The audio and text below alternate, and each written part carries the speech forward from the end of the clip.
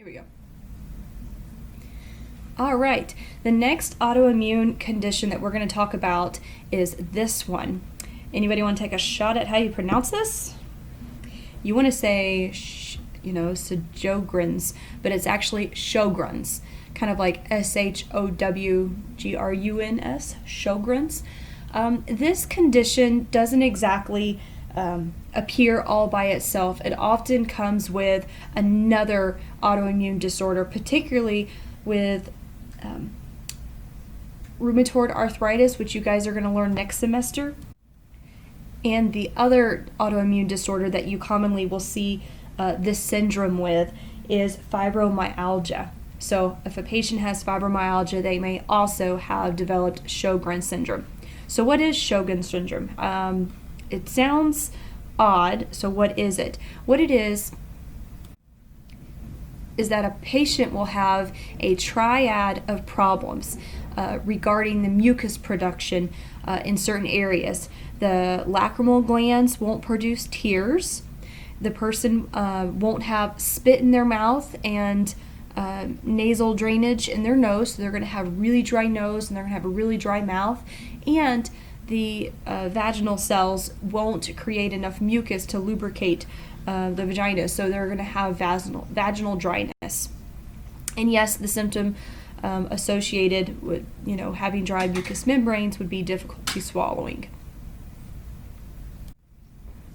So when this patient comes to your clinic, I can say dry eyes, but what also can you think of?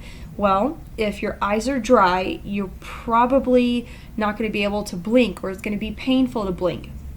And if you don't have any lubrication, just the constant moving of your eyelids are going to cause corneal abrasion, so the person may have blurry vision as well. So whenever we say dry eyes, think of what else could accompany that. If you don't have mucous membranes that produce saliva for you, what's going to happen then?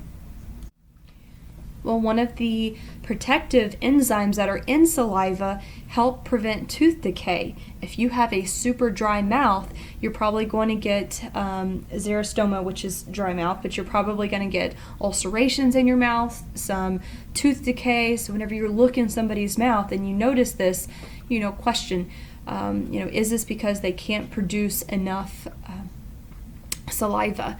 And if you have a dry nose, well, we're going to probably have some nosebleeds. In fact, I know people who have really bad allergies and they have, just that stuffy nose and they blow their nose often, lots of nosebleeds. Fancy word for that is epistaxis. Then, when you have vaginal dryness, well, patient's going to complain of pain, probably a lot of vaginal infections because they don't have that protective flora, and they are going to, pain, I should clarify that, pain on sex or with sex. So what can you do for this condition that they have? Well, a lot of times the medications that treat rheumatoid arthritis and fibromyalgia can help with Sjögren syndrome, so that's definitely a plus. But your focus should be on decreasing the intensity and the progression of the disorder. So you're going to be probably administering some chemotherapy. In fact, the one that comes to my mind, it's in the book too, is methotrexate. So that one is a little hard on the kidneys.